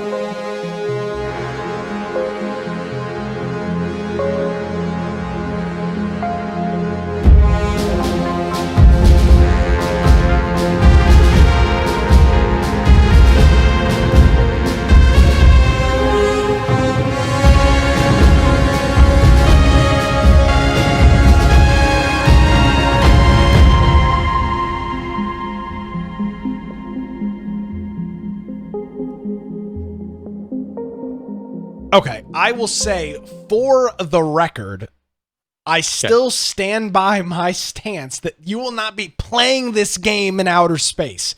I know that there's a spaceship. Can I give my what I think might happen? Yeah, sure, but I don't think you are not gonna be traveling off the planet of Rust. Put it in the book. Okay, I will. We'll put it in the post. I think. I'll write it. Yeah, the book is here. I was going to reach and grab it. So I think personally that maybe they'll create some sort of a thing where you can launch off and maybe get some resources somewhere that it'll say is like Mars or something. I think they may have like a farming area where you launch, go there, you get certain materials that are only available, not Mars, but like on the moon, and then you come back. You know, right? Not really a place funny? where you go build a base. If they put like a scuffed Elon Musk into the game. And he's like the car that's like out floating in space, like you see that float by. Yeah, little car. A Tesla floating through space. Yeah, I think that would be kind of funny. I do not think you will be leaving planet in Rust. Okay, so Nick says you will not be leaving the planet of Rust. Yes, I said Earth. I don't know what planet you're on. The planet of Rust. But yeah, okay. I've got this. So yes. All right. Well, I mean, I've prepared to be wrong. I've been wrong plenty of times in the past. And on that note, we do have a full Shadowfrax update as well. So we'll roll into that and discuss right after this.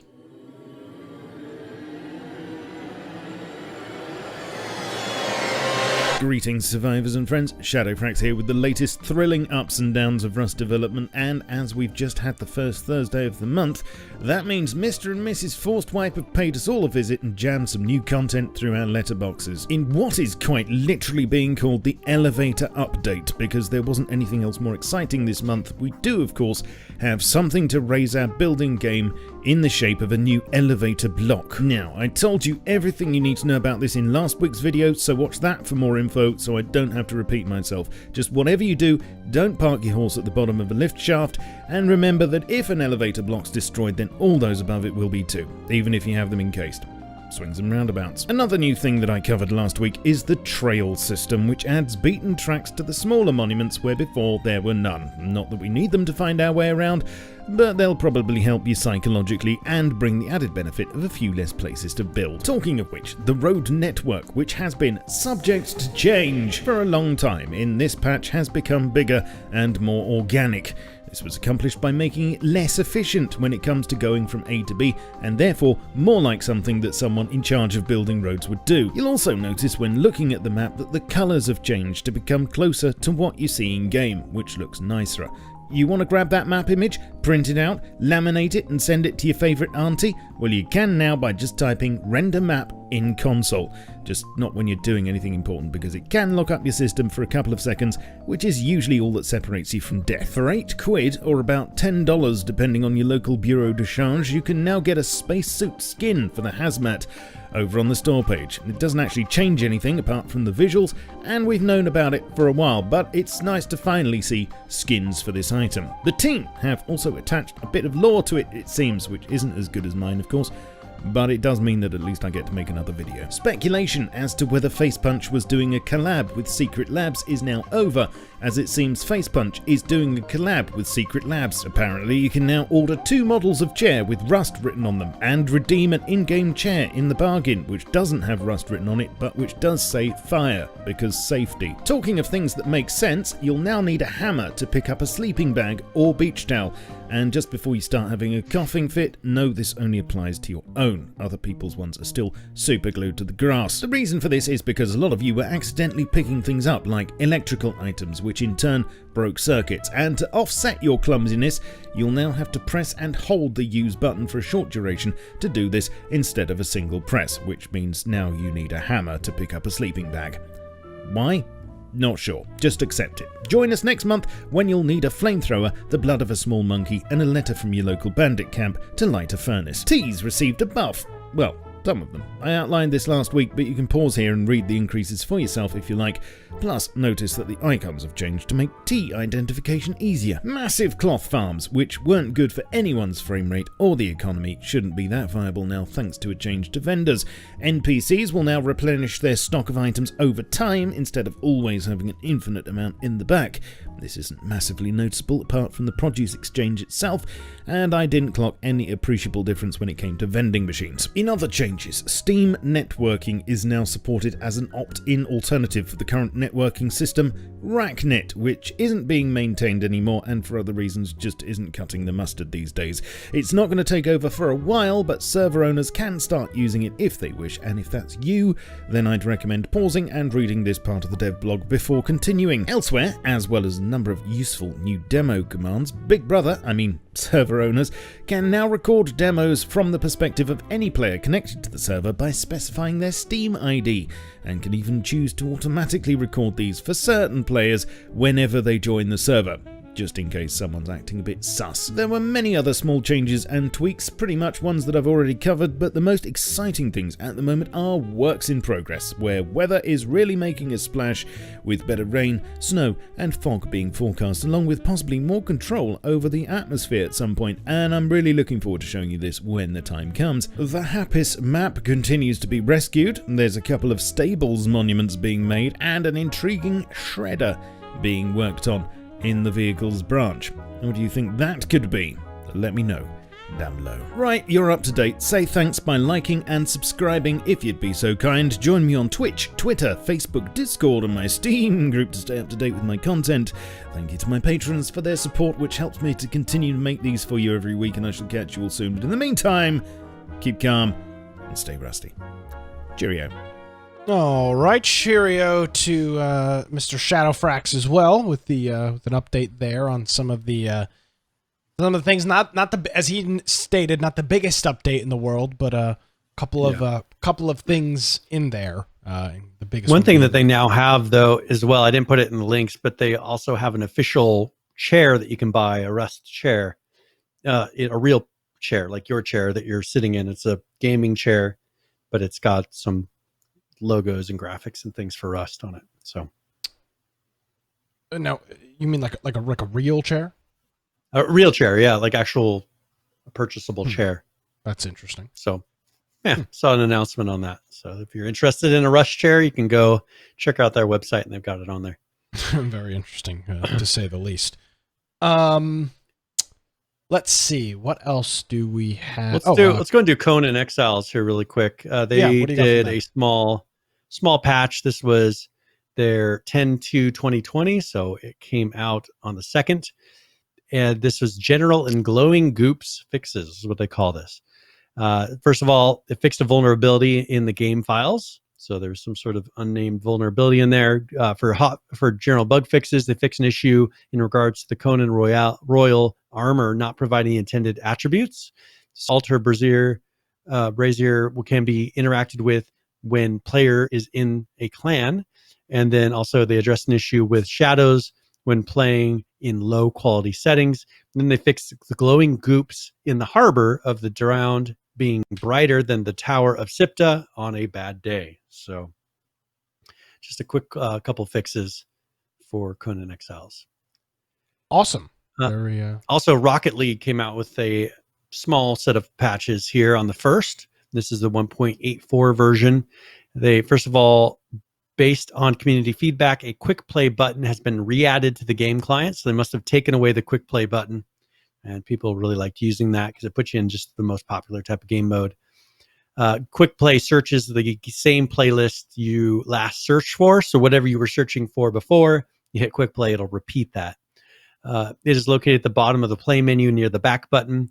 This button is bound to your controller and is clickable button if using a mouse and a keyboard on PC.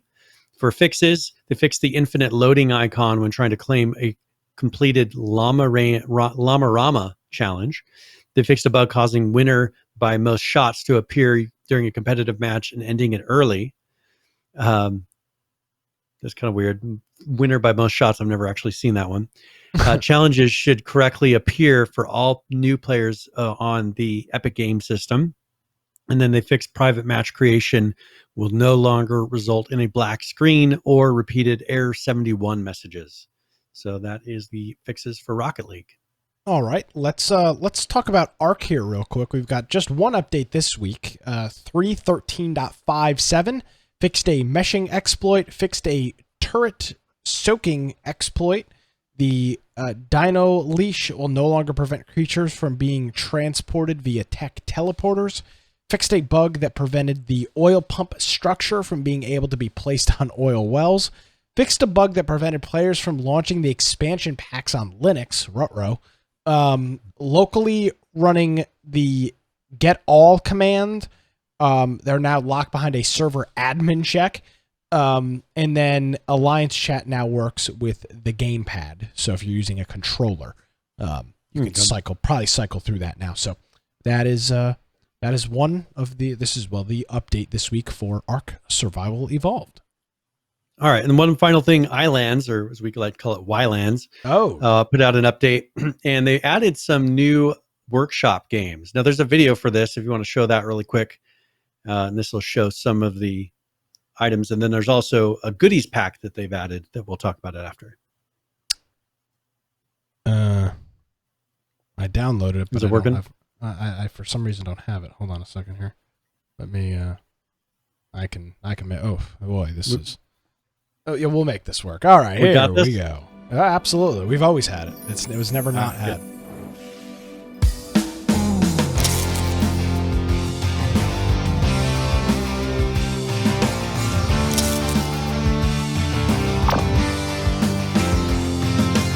Whoa, hold on. What did that say? Tencent made games? What the hell does that mean?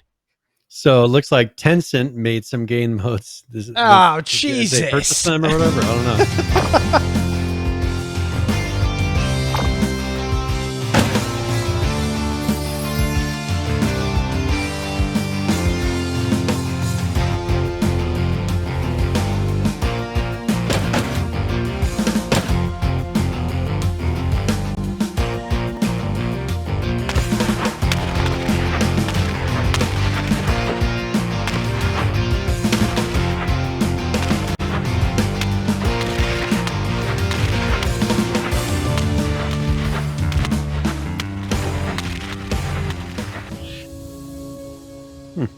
Interesting. Rip off Mario and Tencent games. Yeah, that's kind of odd. I guess when Tencent makes them, they don't have to worry about copyright law, at least, right? Is that how that works? So yeah, they added. I had no idea. They added out a number, and they also have these are assets, so pretty much mods that you can install, and so you can do that through. They have an asset store. And like, for instance, Death Otaku was like that one that looked like Mario, and you can click and hit play on that and it'll load it up. So some new games. And they also are adding a goodies pack where they're putting in like a Horus avatar and Anubis avatar enemies, bronze weapon set, which is like axe, 2 spears, a staff, and a knife, bronze armor sets, mummy wraps, sandstone doors, and a flat seamless basic shapes. So... and then they did a couple patches in there. So those are some changes to Ylands. So if you're looking for some mini games by Tencent, your favorite company, you're welcome to check those up. I can't think of anything more exciting than that. Is that Does that put us out with all the news? I think we covered everything. Yep. Wow. Got it all. I was not expecting that tonight. All right, let's look at current players here real quick and see what's going on with some different video games. Let's start it off with Ark Survival Evolved. Currently playing 31,461. The 24-hour peak 50,252 with a 7-day peak of 63,475. Moving on over to Rust, 41,456 people currently playing that. 62,289 is your 24-hour peak with a 7-day peak of 80,535. Taking a look at 7 Days to Die. Currently playing 15,650. The 24-hour peak 20,213 with a 7-day peak of 28,172. Switching on over to Conan Exiles, 12,102 individuals currently playing that. The 24-hour peak, 18,002, with a 7-day peak of 23,203. And finally, wrapping us up with the Halloween update in place, Miscreated, currently playing 329. The 24-hour peak, 585, with a 7-day peak of 703. And that is going to bring us current with current players, all the different people playing all the different survival games that are on Steam.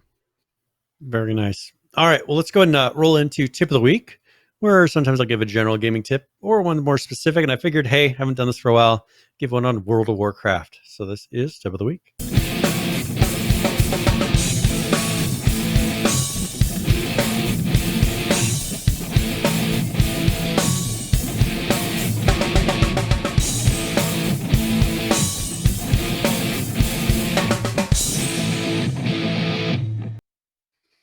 All right. So with the recent announcement that the upcoming expansion has been delayed, I figure this gives you a little more time to go in, create an account, level up a character to 120 before the expansion comes out.